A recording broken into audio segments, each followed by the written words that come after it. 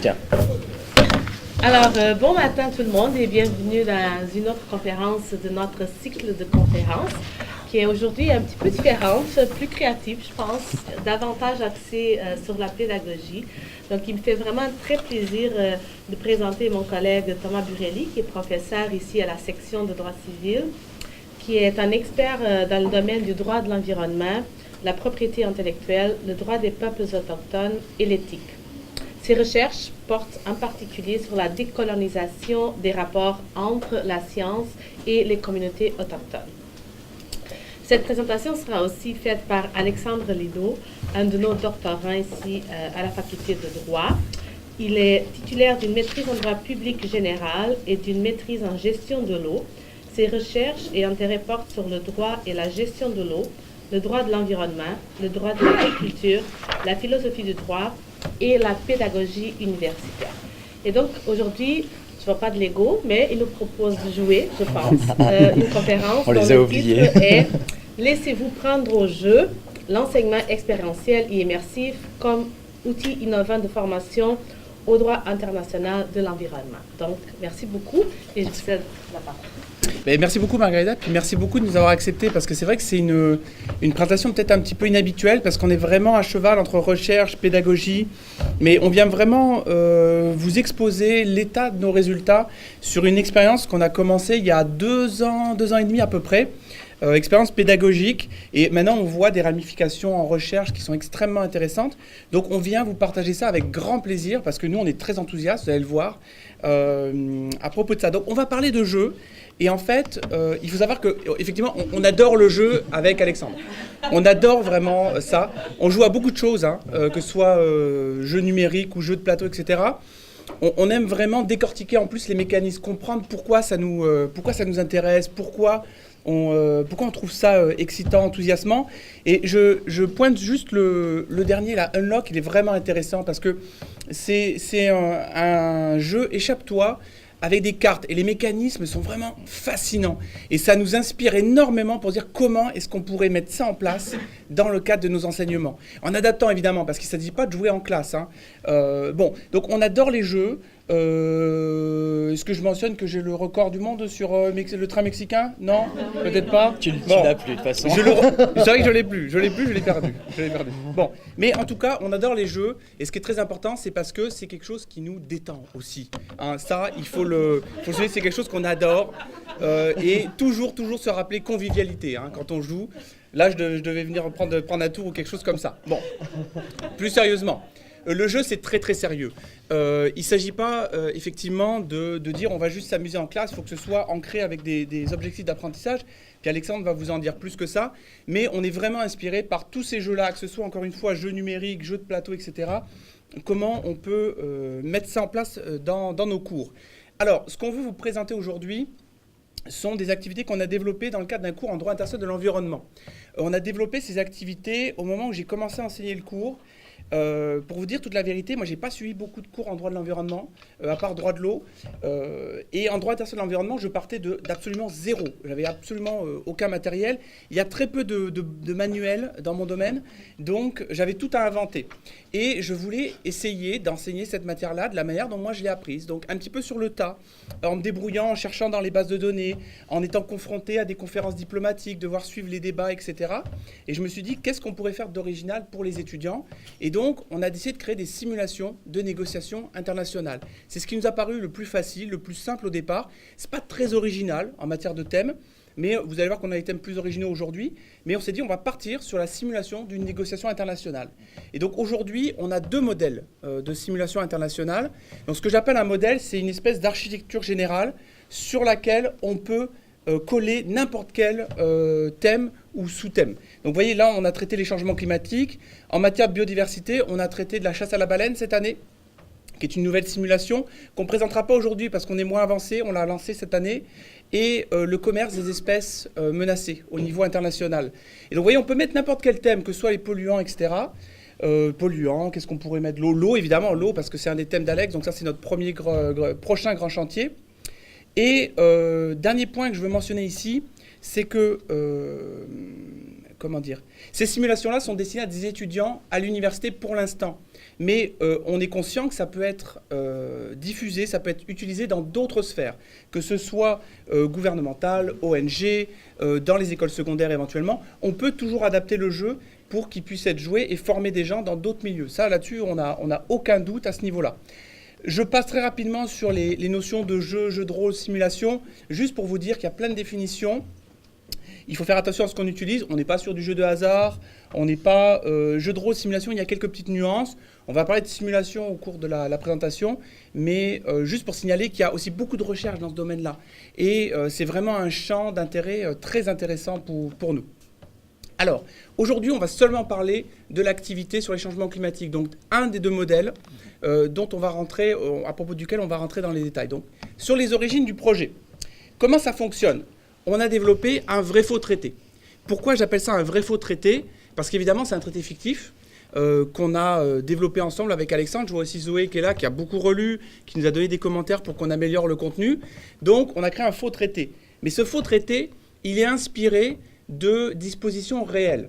Donc, que ce soit des dispositions anciennes qui ont disparu, qui ont été abrogées dans les traités internationaux, des positions soutenues lors de négociations qui n'ont pas été retenues, éventuellement, et des choses qui aujourd'hui sont en vigueur.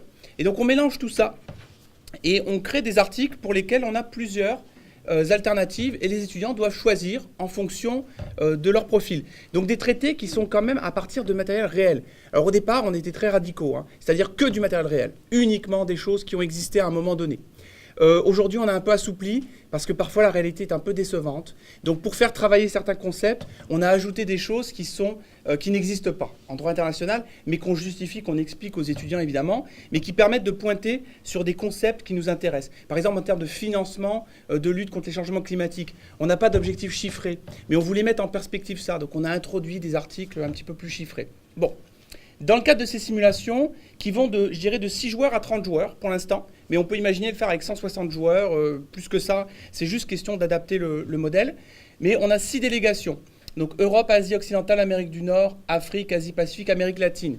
Pourquoi on a 6 délégations ? Encore une fois, c'est parce qu'on s'est basé sur les données réelles. Donc on est allé voir ce que fait le programme des Nations Unies pour l'environnement, et ce programme-là fait des rapports régionaux à propos de ces 6 régions géographiques-là. Et donc, on a du matériel disponible qu'on peut soumettre aux étudiants pour qu'ils puissent préparer la négociation. Et on n'a pas besoin de créer du matériel avec des données sur le changement climatique. Tout est là, tout existe.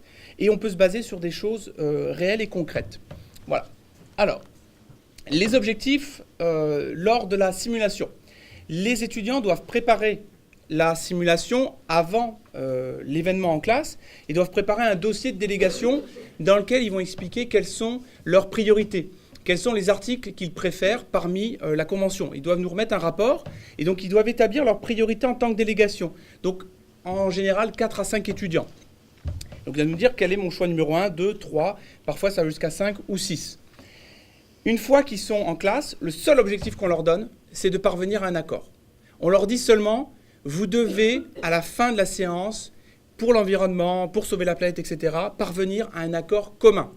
Évidemment, on leur répète qu'en tant que délégation, ils doivent négocier au plus proche de leur position. Mais on leur dit seulement au plus proche. Et on leur dit, mais l'autre condition, c'est parvenir à un accord. Donc là, il y a une tension qui se crée.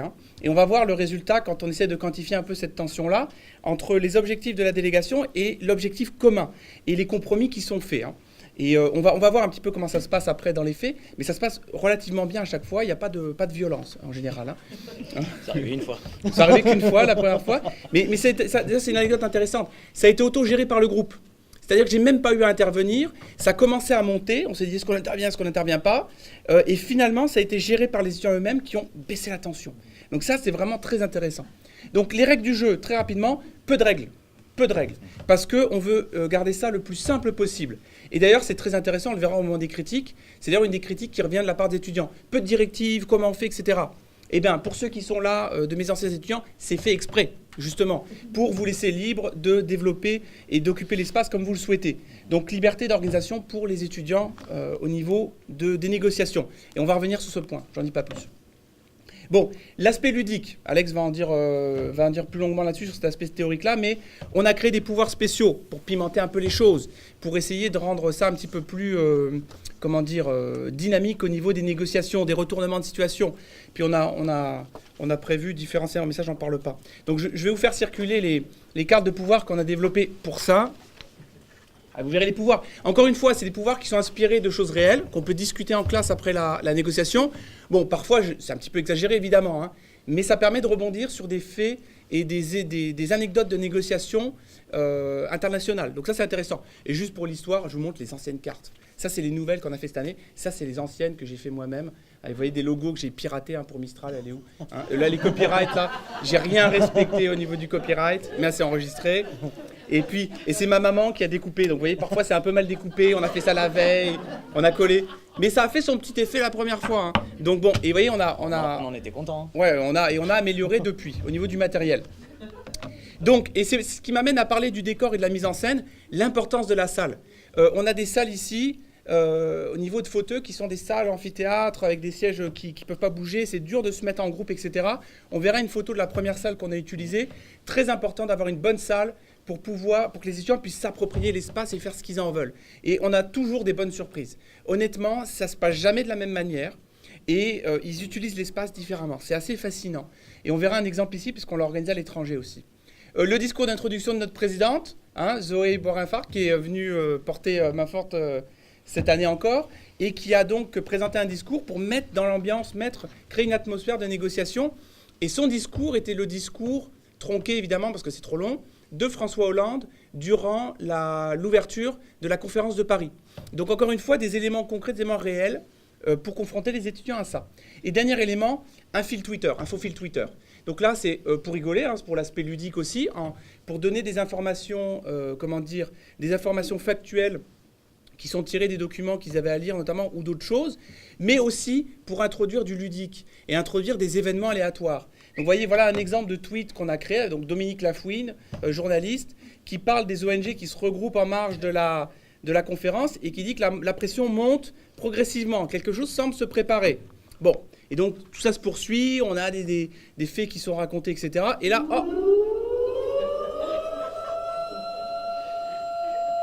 et ça, c'est un son qui a traumatisé les étudiants, parce que vous l'avez plusieurs fois dans la conférence, et donc ça les a traumatisés. Bon, mais alerte événement, ce qui nous permet d'introduire des surprises dans la simulation, pour casser le rythme qui peut s'installer, puis la routine qui peut s'installer, et le fait que, ça avance bien, etc., etc. Oui, ça avance bien, on a tout prévu. Donc on a, vous voyez, les ONG qui sont finalement entrées de force pour faire entendre leur voix. Et encore une fois, on essaye au mieux de rester proche de la réalité. Donc ça, c'est des choses qui ont déjà été vues en droit international de l'environnement, au niveau des négociations. Donc on introduit ça, puis on explique du coup comment ça s'est passé à ce moment-là. Et vous voyez, ça nous permet de faire perdre du temps aux étudiants. Donc de réduire le temps de négociation pour leur mettre la pression. Là, c'est 5 minutes, il m'est arrivé d'enlever 15 minutes. Parce que vous avez trop vite. Justement une certaine flexibilité sur l'organisation. Oui. Parce qu'un autre des objectifs, c'est de les mettre sous pression au niveau du temps. Donc de simuler le fait que pendant les négociations, souvent, on n'a pas suffisamment de temps. Et puis on pourra revenir là-dessus, mais on a aussi un élément qui nous permet d'étendre le temps à la fin au cas où. Et en fait, je vais dire la vérité pour mes étudiants qui sont là, on fait tout pour qu'ils échouent. On fait tout pour que ça échoue. Mais on n'y arrive pas. Souvent c'est dur, souvent c'est très très dur. Mais on fait tout pour qu'ils échouent, pour qu'ensuite on puisse leur donner du temps supplémentaire, parce que c'est encore une fois une anecdote en droit international.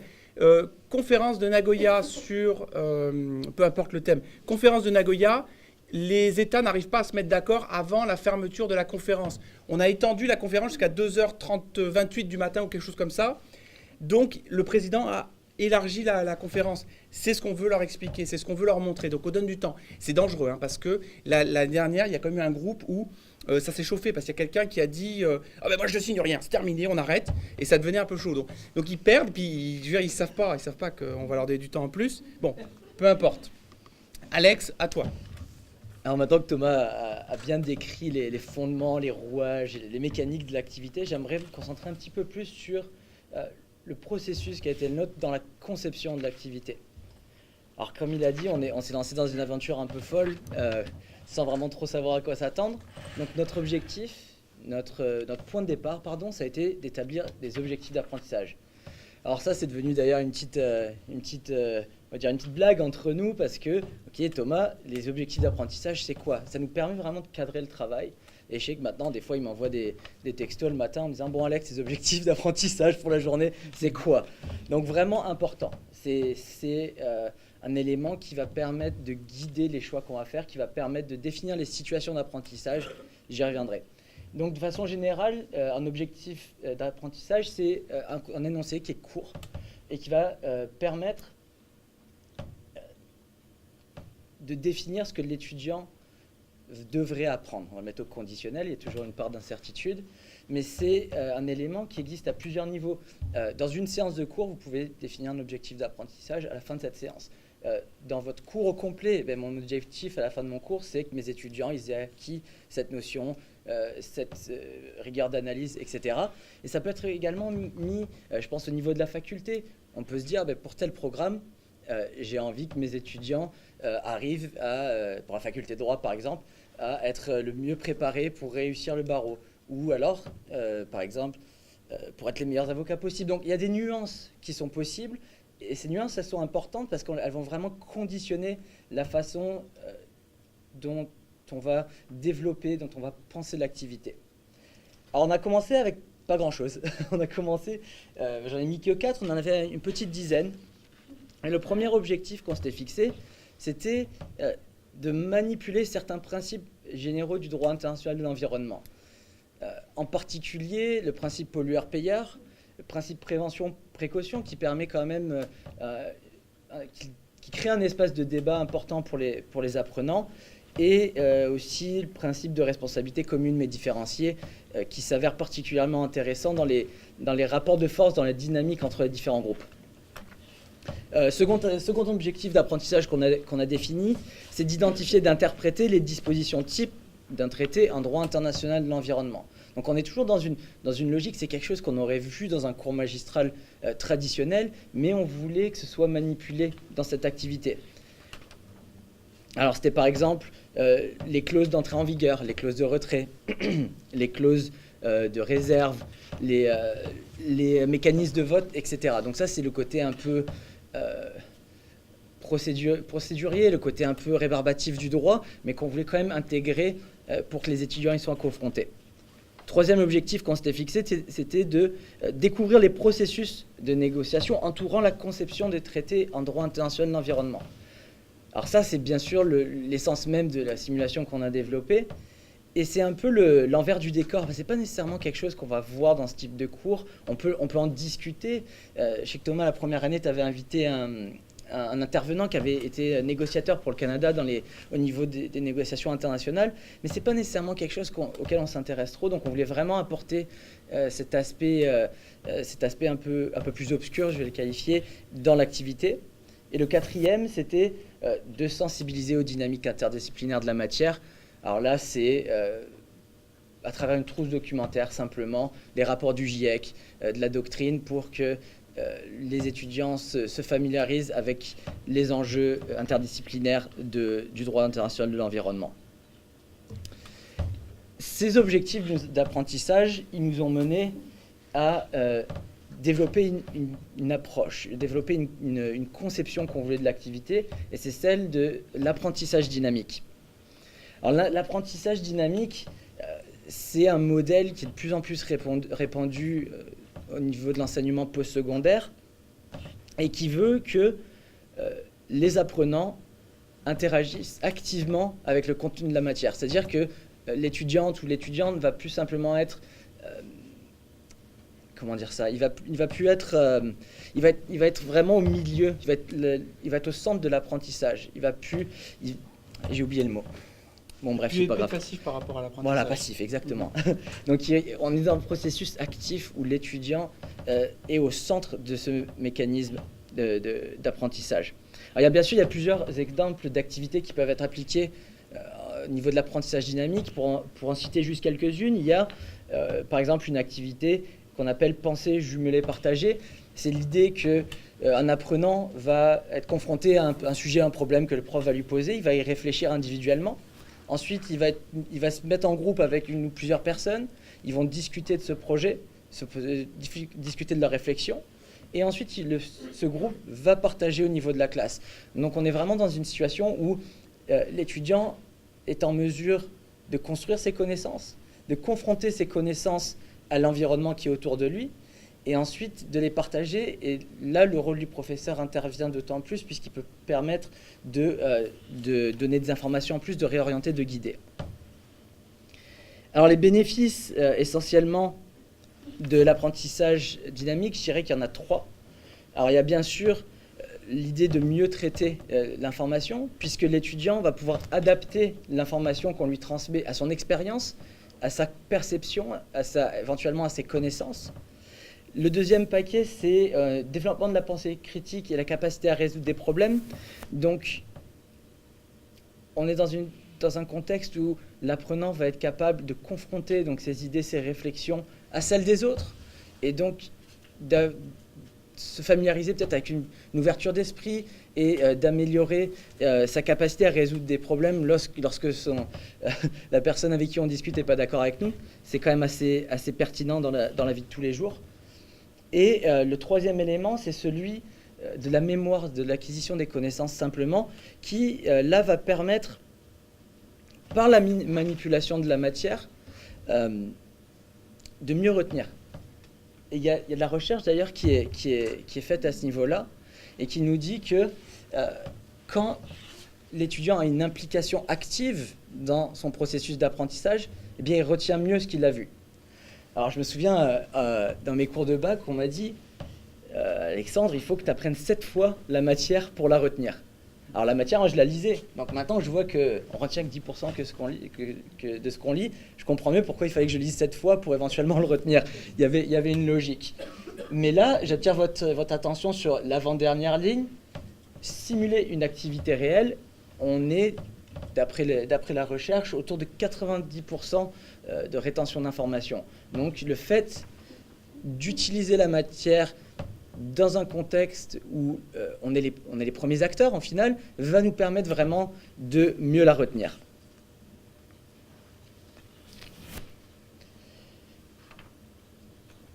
Ces deux ensembles, donc les objectifs d'apprentissage et l'apprentissage dynamique, nous amenaient finalement à définir les 3 piliers de ce projet. Donc les 3 piliers, c'est un pilier de dynamique, un pilier expérientiel et un pilier ludique. Donc c'est qu'on a voulu simuler des dynamiques réelles, comme Thomas l'a dit. On a voulu que ces dynamiques réelles soient manipulées de façon interactive. Et on a voulu cette dimension de prendre du plaisir. Alors cette dimension ludique, elle est vraiment fondamentale à notre approche. Et on s'est posé une question et on s'est dit, quand on est enfant, on apprend en s'amusant. Alors pourquoi, à un moment donné, on s'est dit, ça sert plus à rien de s'amuser, ça sert plus à rien de prendre du plaisir pour apprendre. Donc on essaie de ramener cette dimension-là, et parce que, je dois avouer, on s'amuse aussi à faire ce genre d'activité. Donc on est dans une situation où on s'est basé sur ces 3 piliers qui ont vraiment contribué à la conception de l'activité.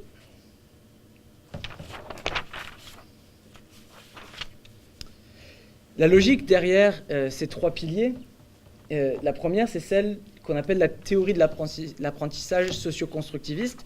Donc, c'est une théorie qui préconise la co-construction des connaissances par des interactions sociales, donc en classe, j'y reviendrai, et donc qui préconise cette co-construction par la confrontation de nos représentations à celles des autres. Donc, les autres, vont être les étudiantes, les étudiants, le professeur.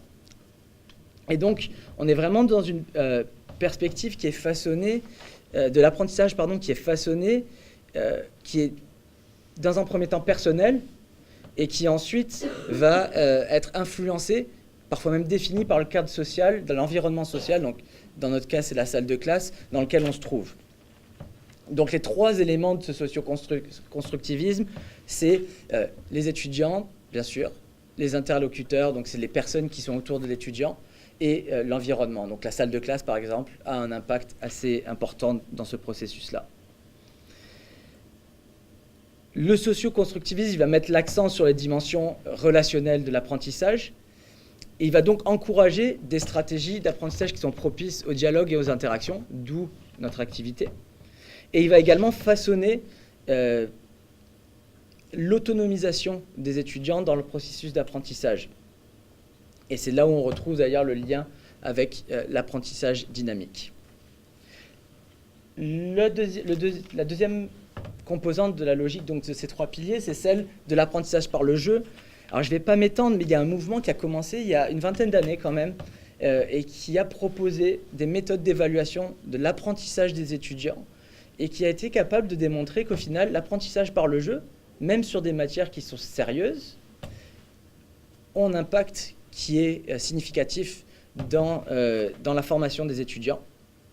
Donc il y a eu des méthodologies d'évaluation qui ont été proposées, et il y a eu donc des premières conclusions en faveur de l'apprentissage basé par le jeu. Et le troisième point que je voudrais discuter, c'est notre rupture en fait avec ce qu'on appelle les serious games. Donc les serious games, c'est simplement des jeux qui n'ont pas pour objet principal le divertissement. Donc ça a été utilisé pour la formation de professionnels, ça a été utilisé pour prise de conscience. Un des plus connus, c'est le jeu Flight Simulator, qui est un jeu d'aviation civile, donc qui apprend les personnes à piloter des avions.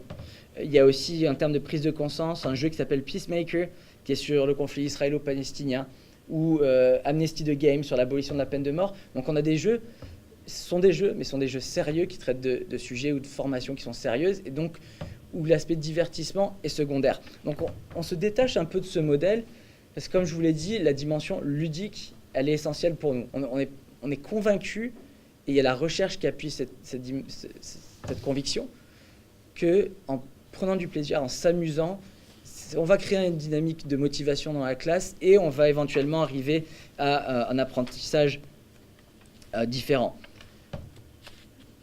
On a d'ailleurs fait pas mal de recherches en ligne, on a vu qu'il y avait beaucoup de jeux qui existaient sur ces thématiques, changement climatique, etc. Sur la gestion de l'eau aussi, pendant ma maîtrise, j'ai eu la chance de faire un jeu sur la gestion de l'eau par bassin versant, qui était somme toute très bien fait, je vais être honnête, qui était complètement plate. J'ai pris absolument aucun plaisir à jouer à ce jeu. Je me souviens que mes collègues, c'était pareil. Donc c'est dommage parce qu'il y a des personnes qui avaient travaillé fort derrière ça. Et au final, j'ai pas eu l'impression que j'ai embarqué avec moi les connaissances que j'aurais pu embarquer si j'y avais pris un peu plus de plaisir. Donc finalement, vraiment les deux composantes de notre rupture, c'est la dimension ludique et aussi, on ne l'a pas mentionné, mais c'est le keep it simple. On commence simple. On le verra d'ailleurs, on travaille sur un jeu de plateau. On n'a pas commencé simple et on a quand même de la misère à avancer. Il faut garder simple, il faut tester les mécanismes et il faut une fois qu'on a les bases simples qui sont solides, à ce moment-là, on arrive à avancer. Et ça me mène justement à cette approche méthodologique. Je suis désolé, je n'ai pas été capable d'arrêter le GIF, donc ça risque de vous donner un peu mal à la tête. Mais c'est... il n'y arrivera pas. Il n'y arrivera jamais. C'est de la méthode essai-erreur, tout simplement. Vu qu'on commence avec des bases simples, on essaye, ça ne fonctionne pas, on ajuste. C'est un processus itératif pour l'instant, et j'y reviendrai après. On a vraiment besoin de systématiser, ça va être un des apports futurs de ce projet, c'est de systématiser la recherche et la méthodologie justement pour pouvoir l'adapter à d'autres thématiques du droit. Mais pour l'instant, on est vraiment dans de l'essai-erreur et bon, c'est sûr que c'est assez rudimentaire, mais ça nous offre, on y reviendra après avec les rétroactions des étudiants, ça nous offre quand même un processus rapide pour ajuster et pour améliorer. Tu prends ensuite ? Ouais. Donc ce qu'on a constaté, parce qu'on a reproduit cette activité-là déjà 7 fois, pour ce qui est des changements climatiques. Biodiversité, c'est la première fois qu'on le faisait cette année. Donc on a eu 2 sessions, mais on commence à avoir un certain recul par rapport à ça. Alors, les dynamiques de groupe. Comme je vous l'ai dit, quels que soient les groupes, on a à chaque fois des dynamiques différentes. Donc c'est-à-dire que... au départ, on leur dit, on les assigne à des tables, qui sont des tables de leur délégation, et ensuite, on dit aux étudiants, faites ce que vous voulez. Et là, on a eu de tout. On a eu des cas dans lesquels on avait 6 petits groupes. des cas dans lesquels on avait 2 groupes. On a vu toutes sortes de configurations au niveau de l'espace, où au contraire ça bouge énormément, ça écrit sur les tableaux. Vous voyez l'importance de l'espace. Hein. Le tableau dans la salle CRX, qui est très intéressante, là, au Carrefour des Savoirs, à utiliser pour les collègues. Hein. Un grand tableau noir, vous voyez, et on leur a rien dit, hein, on leur a juste donné des craies. Et hop, ils se sont appropriés cet espace-là. Là, on leur a donné des tableaux avec des feutres effaçables. Pareil, ils se sont appropriés ça. Et donc, voilà, chaque groupe développe sa propre stratégie. Et d'ailleurs, un des projets qu'on a en tête, c'est de faire en fait de l'ethnographie de ces choses-là. C'est-à-dire de noter toutes les manières de s'organiser, etc. On les a notées, mais de manière informelle, parce qu'on n'a pas le temps, on est dépassé. Mais il aurait fallu prendre, je ne devrais pas dire ça, parce que c'est un problème méthodologique, là. Mais prendre tout ça en note et puis le garder. Mais c'est pas grave, on a retenu des choses et on va continuer à le faire. Mais de regarder les différentes stratégies de groupe qui sont employées. Et en fait, quand je vous disais qu'on l'a reproduite ailleurs, c'est parce qu'on l'a reproduite en Polynésie, donc à Tahiti. Et c'est très, très, très intéressant, parce que j'ai organisé exactement la même chose. On a eu un résultat de groupe totalement différent. Et croyez-moi, j'ai tout essayé pour perturber cette organisation-là, après un certain temps, et ça n'a pas marché. Pourquoi c'est différent ? Parce que dans le cadre, j'aurais dit, on va faire une simulation, on va négocier un texte international ensemble. Ils ont organisé, j'aurais dit, faites ce que vous voulez avec les tables, la salle. Ils se sont organisés en cercle. J'attire votre attention sur le professeur, qui est un ami et collègue, hein, Arnaud de Rolin, qui est au centre du cercle, hein, et qui préside le cercle. Je lui ai dit, Arnaud, s'il te plaît, sors de là, parce que quand même, là, ça fait un peu bizarre. Le pauvre, il savait plus où donner de la tête, justement. Mais, vous voyez, ils sont organisés en cercle. Et ils n'ont pas bougé de cette organisation, sauf parce que, justement, je leur ai enlevé 15 minutes, je les ai remis la pression. Et là, ils ont été obligés de s'organiser en 2 tables. Mais ils ont refusé longtemps de s'organiser autrement. Et c'était vraiment des prises de parole par rapport aux étudiants canadiens qui sont là, où ça partait dans tous les sens, ça discute, il n'y a pas de problème pour avoir certains conflits, etc. Là, c'était extrêmement poli. C'est-à-dire qu'on se donnait la parole, on levait la main et on échangeait, etc. J'étais abasourdi. Je ne comprenais pas. J'ai mis des événements, j'ai tout essayé pour les secouer. Mais bon, on va voir les résultats après, vous allez voir. Hein.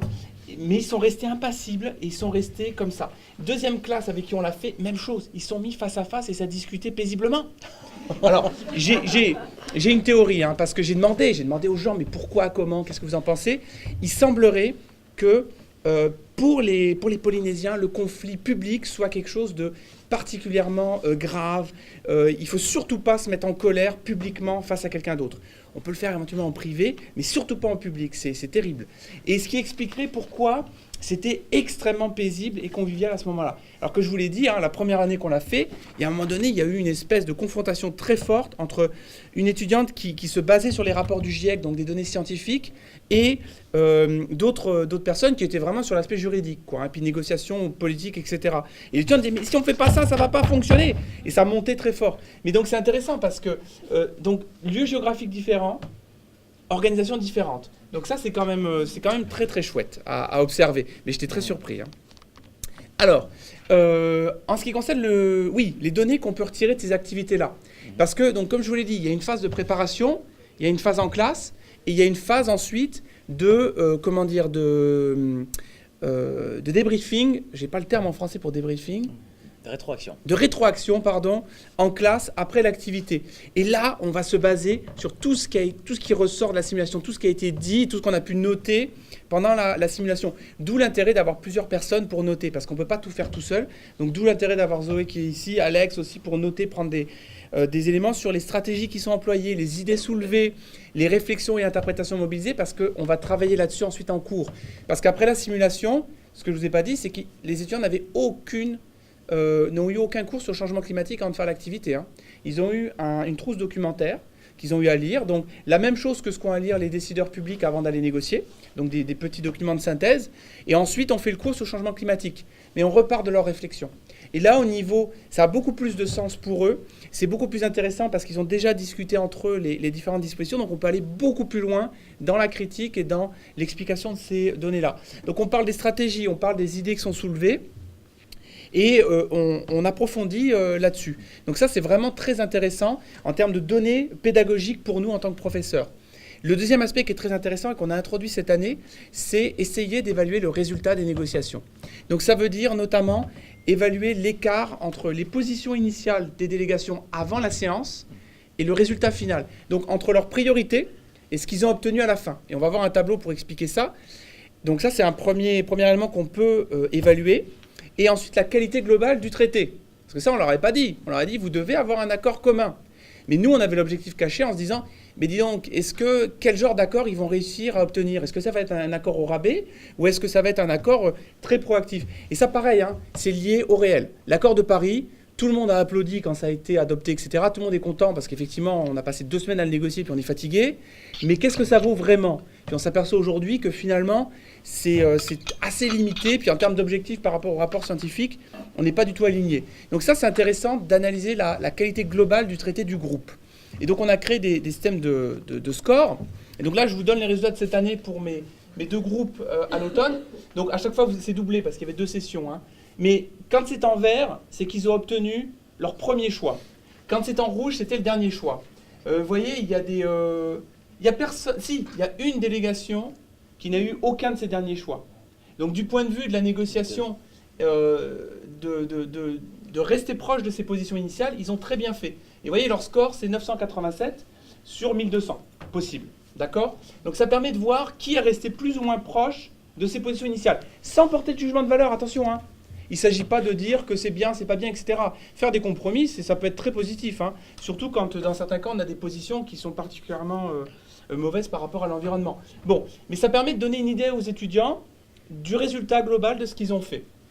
Le score du texte, 679 pour la session 1, donc sur 1200 encore une fois. Hein.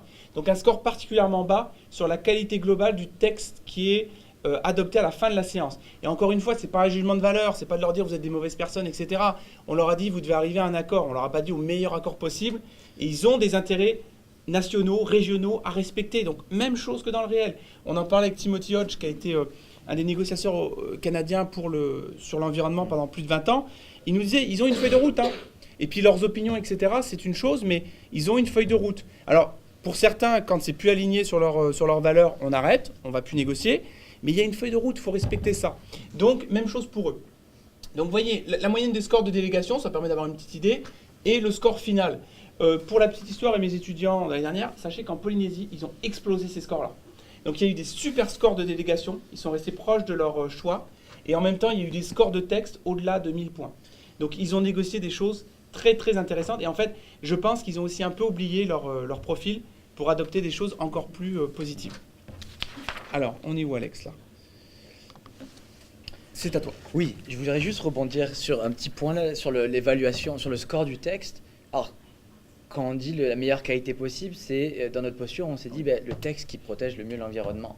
Donc en fait, c'est une définition qui est subjective. C'est la personne qui organise l'activité définit ce qui est ou ce qui n'est pas un bon texte.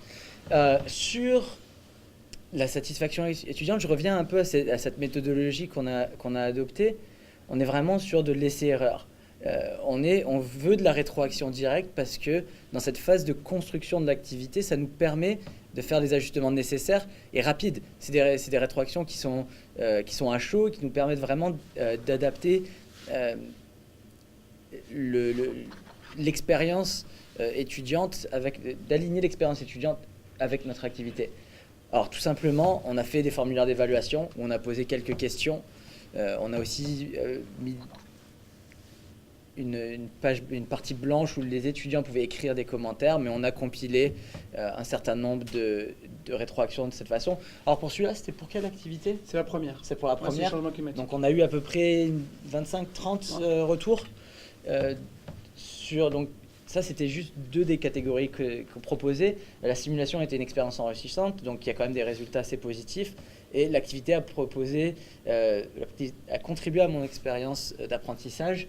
Donc on a aussi des résultats qui sont assez positifs. Mais bon, tout ça pour dire que dans la logique de cette méthodologie d'essai-erreur, on utilise des outils qui ne sont pas nécessairement les plus beaux outils d'un point de vue scientifique, mais qui nous permettent d'avoir des bases solides pour ensuite développer des outils systématisés dont on parlera après. Ouais. Alors très rapidement sur les commentaires qu'on a reçus, hein, sur on a mis 2 catégories là seulement. Qu'est-ce qu'ils ont le plus aimé, qu'est-ce qui serait amélioré. Donc le plus aimé, vous voyez cette idée de s'organiser spontanément. Donc ça, c'est quand même intéressant parce que parfois, c'est vu comme une critique, mais aussi comme quelque chose de positif. Le fait de mieux apprendre en vivant les choses, en étant impliqué directement dans l'activité.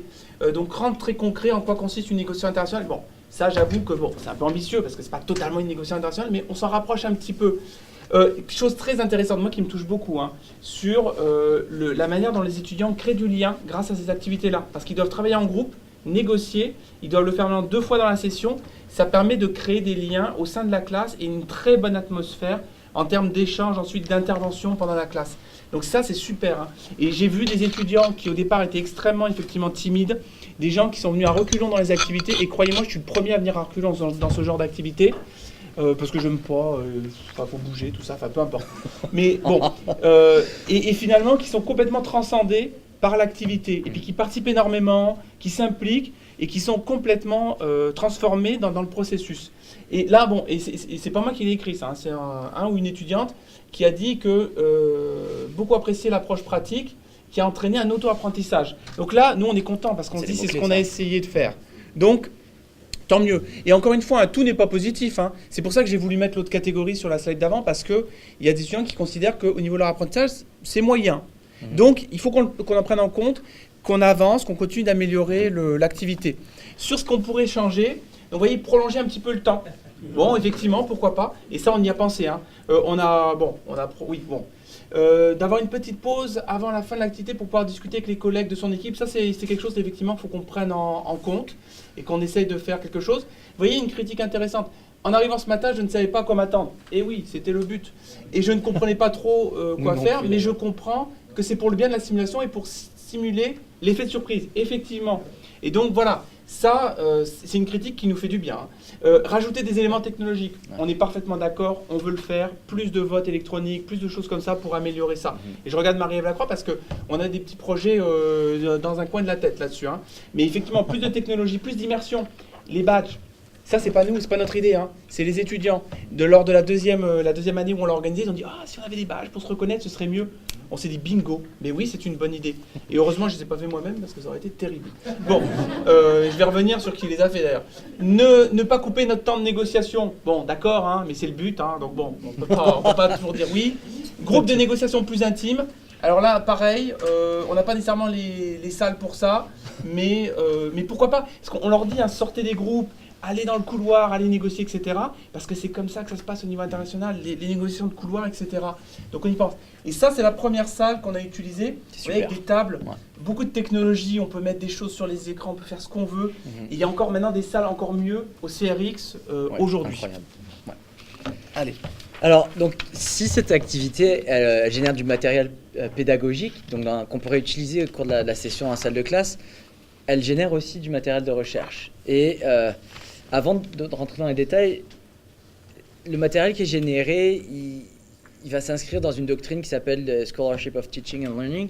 Donc je vais utiliser l'acronyme SOTL, mais en plus en France on a bien utilisé les acronymes, donc ça m'arrange.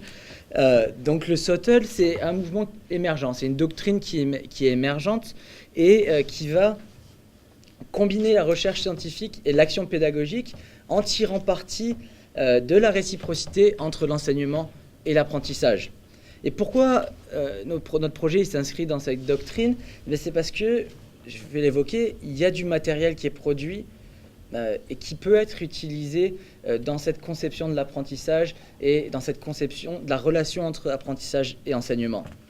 Ce qui est intéressant, je fais une petite parenthèse, c'est que il y a aussi, c'est un mouvement qui se développe pas mal à l'Université d'Ottawa, donc notamment avec le SAEA, le service d'appui à l'enseignement et à l'apprentissage. Et il y a eu en 2015, si je ne dis pas de bêtises, une unité de recherche créée donc sur l'avancement des connaissances en enseignement et en apprentissage. Qui peuvent exister entre la réussite d'une délégation dans le processus de négociation et la qualité du texte final. On a un modèle ici qui peut vraiment nous permettre d'observer certaines corrélations, mais également d'observer les dynamiques qui peuvent se mettre en place dans le cadre de la négociation et qui nous donnent du matériel à étudier et du matériel à analyser. Tu veux ajouter quelque chose? Non. Okay. Juste pour signaler que les cercles, par exemple, c'est quelque chose qui a moyennement marché. Au niveau de l'interprétation des étudiants, ça a vraiment, au niveau visuel et interprétation du schéma, ça n'a pas très bien fonctionné. Il faut qu'on trouve autre chose. Donc encore une fois, on améliore en fonction des retours qu'on a. Donc maintenant, nos perspectives d'avenir, on va en finir quand même rapidement. L'image qu'on retient, c'est qu'on a vraiment ouvert une boîte de Pandore. Au niveau de ce projet-là, on est parti, c'était vraiment un projet fou, parce qu'en termes de travail au départ, on ne se rend pas compte, c'est du jeu, mais c'est pas du jeu pour l'enseignant, pour le monter. Et heureusement qu'on a une belle équipe, parce que sinon, je reviendrai sur l'équipe à la fin, parce que c'est beaucoup de travail de préparation. En classe, c'est un rôle beaucoup plus d'animateur, d'organisation de l'activité, beaucoup moins de transmission de connaissances pendant l'activité, mais pour que les étudiants s'amusent et apprennent en même temps, il faut un travail en amont, puis leur créer un bac à sable qui soit vraiment bien pensé, et ça demande beaucoup de temps, beaucoup de travail. 6 profils, à chaque fois il faut adapter les profils, il faut faire les copier-coller, les Word, les machins, à chaque fois c'est là. Il faut qu'on systématise ça aussi, hein. Mais bon, oui. La création de l'activité va vraiment conditionner l'expérience étudiante. Et ça, c'est quelque chose qu'il faut garder en tête à chaque étape, à chaque mécanique qu'on développe pour faire une activité de ce type. Ouais. D'où y aller petit à petit, hein, et rajouter des modules au fur et à mesure. Le faux Twitter, c'est cette année. Hein. Les années avant, on n'avait pas ça. On essaie de rajouter des modules au fur et à mesure qu'on teste pour voir. Mais on peut réduire, on peut se dire on ne va pas utiliser le Twitter, on ne va pas utiliser les cartes pouvoir, et on peut complexifier plus ou moins les règles. Et cette année... Il va falloir savoir quand s'arrêter aussi. Oui, quand s'arrêter. Mais typiquement, cette année, on a fait un premier modèle et on avait le projet d'en faire un qui était plus complexe. Donc dans le premier modèle, les étudiants n'ont rien à rédiger. Ils doivent choisir des dispositions parmi un faux traité. Dans un faux traité, parmi des propositions. Dans la deuxième simulation, ils doivent tout rédiger. Mais ça arrive à la séance 8-9. Donc on est quasiment à la fin du cours. Ils ont vu ce que sont les grands instruments en droit international de l'environnement. Et donc ils sont capables de les utiliser, de les mobiliser. En tout cas, on veut voir s'ils sont capables de le faire. Et on les aide en classe. Mais cette simulation-là, elle n'est pas possible si on n'a pas fait la première et si on n'a pas fait le cours. Et donc il y a une gradation. Notre rêve le plus fou là, ce serait vraiment d'avoir une simulation, un cours, une simulation, un cours, une simulation, un cours tout le semestre. Donc, ça permet du coup au dernier cours d'exploiter des mécaniques et des dynamiques qu'on n'aurait pas pu faire au premier cours parce qu'on a construit progressivement. Ouais. On reste d'une simulation sur un week-end entier. Hein. Ça se fait ailleurs, hein, je le signale, c'est pas nouveau, hein, ça se fait à Telfer, ça se fait ailleurs. Donc c'est vraiment de développer ce mouvement-là. Bon, j'avance, sinon on va pas y arriver, on va parler des autres. Alors, oui, ce qu'on veut faire au niveau du futur, donc améliorer les outils d'évaluation de l'environnement. J'avoue que je n'étais pas convaincu, mais Alex a su me convaincre, et effectivement c'est la clé, hein, pour montrer justement l'impact de ces activités-là sur l'apprentissage des étudiants. Donc très important de définir des indicateurs, comment on fait, c'est extrêmement complexe. Parce que nous, on a l'intuition que ça marche, on le voit bien au niveau des étudiants, leur réflexion, etc. On voit qu'il y a quelque chose. Comment on l'évalue scientifiquement et comment on peut rendre des comptes par rapport à ça. Donc ça, c'est un chantier qu'on veut développer. Ajouter de nouvelles thématiques. Donc là, il nous faut des assistants, hein, parce que c'est très long d'en développer une, mais on peut, là on s'est dit, nous, en 5 ans, on a dit quoi? En 3 ans, on a dit combien? On en fait 15 On a dit 15. Parce que maintenant qu'on a le modèle, changement climatique, eau, polluants, persistants, je ne sais pas quoi, on prend tous les thèmes, c'est juste de travailler les bases de données par rapport aux dispositions qui ont existé, qui existent aujourd'hui, et de créer des activités de négociation internationale sur ces thèmes-là. Donc on pourrait construire le cours comme ça, une négociation, un cours, une négociation, un cours. On pourrait en faire 6 pendant le semestre. Ce serait fabuleux. Donc ça, on veut décliner maintenant. Et aussi, on ne veut pas le faire tout seul. Parce qu'on est un peu fainéant. Non, plutôt, non, je plaisante. On n'a pas le temps. On n'a pas le temps. Donc on veut donner l'outil à d'autres et que d'autres qui ont envie de travailler sur ce thème-là développent ces outils-là. Donc nous, ce qu'on aimerait, c'est créer une espèce d'étincelle, puis inspirer d'autres gens pour qu'ils développent la même chose. En le modifiant, on va revenir là-dessus, mais aucun droit là-dessus. On partage tout notre matériel, tous nos modèles, etc. Vous pouvez mettre les noms que vous voulez. Bon, si vous mettez Copenhague avec une fédérale, ça aura peut-être un peu moins de rapport, mais on n'a pas pensé à ça. Mais peu importe. Donc bon. Tu peux me permettre de phrase rapidement. L'aspect interdisciplinaire, il est entre experts, donc des gens qui doivent adapter une nouvelle thématique, mais il y a une dimension sur laquelle on veut travailler aussi, c'est l'aspect interfaculté. C'est-à-dire qu'on pourra avoir des contributions d'étudiants dans d'autres facultés pour développer certains éléments de l'activité des étudiants en droit. Par exemple, on a des profils d'acteurs, profils géographiques qui pourraient être écrits, même s'ils sont fictifs, par des étudiants de la faculté des arts, et ensuite qui pourraient être adaptés et utilisés par les étudiants en droit. Donc il y a 2 niveaux d'interdisciplinarité, si vous voulez. Ouais. Ça pourrait être des sujets à évaluation, tout ça, pour les étudiants qui participent à ça. Mais je pensais au thème d'Alexandre. Sur l'eau, il y a forcément des hydrologues qui travaillent à l'Université d'Ottawa sur ces questions de modélisation, de bassin versant. Pourquoi ne pas reprendre leur modèle, rajouter une couche gouvernance, politique publique, droit, etc., pour créer des activités entre les facultés et pour nos étudiants. Et ce serait vraiment exceptionnel. Donc c'est vraiment plus de liens avec ça, puis fédérer les forces qu'on a, parce qu'il y a plein de gens qui sont prêts à travailler là-dessus. Développer de nouveaux outils, donc nouveaux modèles de simulation. Donc là on a deux modèles, on va en développer d'autres. On va en reparler, mais on est sur un jeu sur la gestion de l'eau par exemple. Et on veut créer aussi une typologie des mécaniques de jeu. Donc très rapidement, c'est qu'on veut être capable de faire une liste de grandes mécaniques en termes de jeu et d'indiquer quel pourrait être l'intérêt d'un point de vue pédagogique. Qu'est-ce que ça permet de montrer, ce mécanique qu'on retrouve dans le jeu Catan, qu'on retrouve dans tel jeu, pour avoir une boîte à outils pour des professeurs qui souhaitent mettre en place ces dynamiques-là. Ça peut être très simple les jeux, hein. Ça peut être une activité de 10 minutes, ça peut être 2 heures, ça dépend de l'objectif d'apprentissage. Hein? Bon, alors, ça c'est quoi? Alors rapidement, donc développement de nouveaux jeux, on travaille sur un jeu de plateau, thématique gestion de l'eau, donc c'est vraiment... L'idée ici, c'est d'essayer de confronter les étudiants donc, aux enjeux environnementaux qui sont liés à l'eau, mais également aux différents outils politico-juridiques qui sont utilisés ou qui peuvent être utilisés pour appréhender toute la dimension de ces enjeux-là. Je pense que c'est un des plus gros défis auxquels on fait face depuis qu'on a commencé ce projet. C'est excessivement compliqué. On a passé 3 jours à travailler là-dessus. On le voit, Thomas, il a des cernes un peu sur la photo là-haut. C'est compliqué. Et justement, je pense qu'on avait oublié notre adage keep it simple. Donc ça, mais c'est un défi. Je pense que ça pourrait être quelque chose de vraiment passionnant dans le cadre d'un cours de jouer à ce type de jeu, mais c'est complexe. On a aussi adapté une activité sur les émissions carbone récemment qui a été partagée dans une publication scientifique. Donc là, c'était vraiment marché carbone, émissions carbone, une adaptation. Donc ça a bien fonctionné, mais il y a des adaptations à faire. On regarde aussi la possibilité de jeux numériques. Alors ça, pour l'instant, c'est un petit peu en parallèle de nos projets, mais on a la conviction que ce type d'outil peut vraiment révolutionner la façon d'apprendre au niveau de l'université. Et d'ailleurs, au niveau de l'Université d'Ottawa, on a de plus en plus d'initiatives sur cette avenue.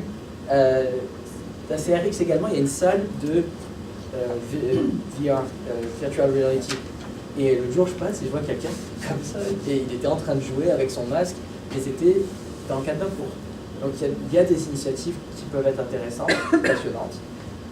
Alors ça, c'est aussi un peu en parallèle, mais une activité chapteau au niveau de la faculté.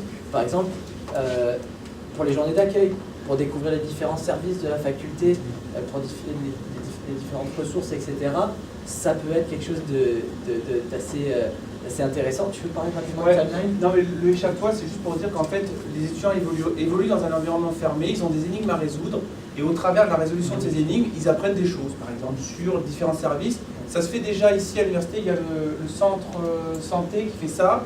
On y a participé l'année dernière pour voir à quoi ça ressemblait. Donc ça, c'est quelque chose, on a ça dans un coin de la tête, et puis on aimerait développer ça à moyen terme. Le timeline, c'est chouette parce que c'est vraiment un jeu. En fait, c'est copier-coller le concept. Hein. Il faut que je les appelle, voir si j'ai le droit. Mais le timeline, en fait, vous avez des cartes avec des événements, enfin des images et des noms d'événements historiques ça peut être n'importe quel thème. Mais là, en l'occurrence, des événements historiques. Et derrière, vous avez la date. On fait tous des chronologies, des historiques de nos matières dans nos classes. Donc là, avec ce genre de jeu-là, vous devez replacer les événements dans l'ordre. Donc le premier, il est facile, hein, le deuxième, ça va. Et plus ça va, plus vous devez choisir est-ce que c'est avant ou est-ce que c'est après le précédent. Et donc pour mettre en perspective les événements historiques, on pourrait créer un jeu, jeu timeline, qui reprendrait toutes les grandes conventions en droit international de l'environnement. Et les étudiants devraient le replacer et devraient dire, tiens, en matière de pollution, changement climatique, c'est quand? C'est plutôt années 90, années 70. Ça permet de jouer avec. Et puis, c'est un complément au cours, évidemment, hein, c'est pas que comme ça que je vais enseigner. Et ça permet, par exemple, de faire un petit quiz à la fin pour voir s'ils ont bien retenu la matière. Donc voilà. Très facile à adapter dans d'autres disciplines aussi. Alors, sur la diffusion, très rapidement, on est en train de monter un site internet grâce à la Fondation du droit de l'Ontario qui nous a octroyé une subvention pour créer un site qui va nous permettre de diffuser tous nos matériels, toute notre méthodologie, On est totalement transparent, on donne tout pour que les gens puissent reproduire, adapter, copier. Si on est copié, c'est tant mieux, c'est la rançon de la gloire. Donc on sera ravis. Évidemment, on demande que les gens nous disent on l'a fait. Ça nous permet de mettre un petit lien en disant bah, ça a été fait ailleurs.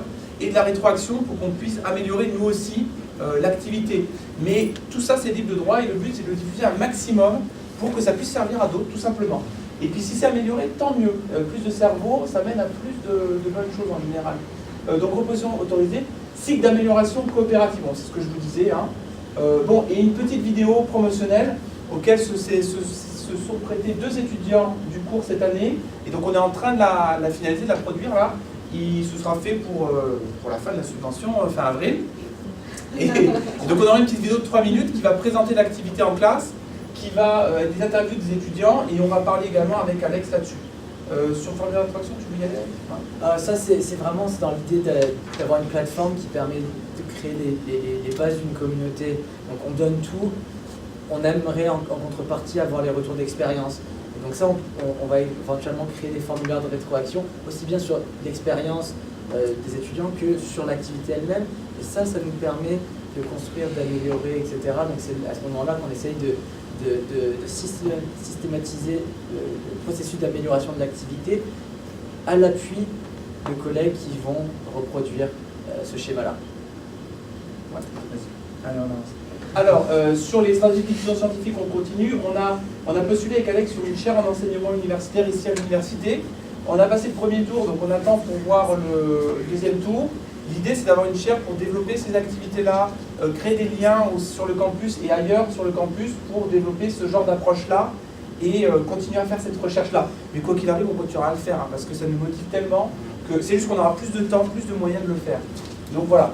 Publication, on a sauté sur l'occasion. Il y a un article qu'on doit produire pour fin juin sur notre travail de simulation et qu'est-ce qu'on a voulu créer. Donc là-dessus, donc conférence, donc ici aujourd'hui, hein. Et puis on imagine éventuellement des ateliers, alors je rigole hein, quand une tournée canadienne, mais je rigole qu'à moitié. Parce que, effectivement, aller voir les facultés de droit, par exemple au Québec, présenter l'activité, montrer ce qu'on fait, parce que c'est une chose de le diffuser en ligne, mais c'est autre chose de le montrer, parce que c'est quand même une certaine organisation, on peut former des gens pour leur expliquer comment le faire. Donc l'idée, c'est d'organiser des ateliers pour convaincre hein, les gens d'utiliser ça. Et encore une fois, créer des partenariats, créer des équipes, pour qu'on en développe d'autres, parce qu'on n'a pas le temps, on ne peut pas faire ça tout seul. Donc on veut vraiment partager pour créer des alliances et créer plus de choses. C'est bon ça? Oui, c'est très bien. Alors en conclusion, je vais aller très vite parce qu'il est tard, mais en gros, ce qu'on voulait vous dire, c'est à quel point on a vraiment ouvert une boîte de Pandore avec ce truc-là. On n'imaginait pas qu'on se retrouverait ici, et puis si rapidement avec ça. On a vraiment, c'est vraiment en interaction avec les étudiants parce que ça a bien marché qu'on a pu continuer. Donc vraiment, on est content de ça. Ça a permis de se rapprocher du SAEA, avoir des super partenaires avec eux. J'encourage les collègues à aller voir. C'est pas le service en tant que tel, c'est plus son personnel qui est extraordinaire. Ils ont vraiment des ressources incroyables. Ils nous aident beaucoup avec le site internet. Ils nous aident beaucoup avec l'activité. Ils sont venus voir, participer, donner des rétroactions. Donc ça, c'est vraiment chouette. Et je voudrais finir en disant qu'on a fait tout ça parce qu'on a surtout une belle équipe. Hein. Donc il y a Zoé qui est là depuis le début, il y a Alex aussi qui est là depuis le début. On a pu vraiment dépanner tout ça, je ne sais pas comment j'aurais fait parce que ça aurait été impossible à gérer, ça aurait été la catastrophe. Donc heureusement ils étaient là pour aider à l'organisation, aider à l'animation. Et puis à chaque fois ça se passe vraiment super bien, on est très contents. On a 2 personnes sur l'aspect graphique, donc tout ce que vous avez vu comme matériel, c'est Féroux qui a développé. Donc tous les logos, etc. Je vous ai passé les logos que j'avais essayé de faire tout seul. C'est une catastrophe. Donc tout ça, c'est des créations originales, libres de droit, encore une fois. On peut tout adapter, on peut changer, on va tout faire bilingue, évidemment, hein, pour diffuser.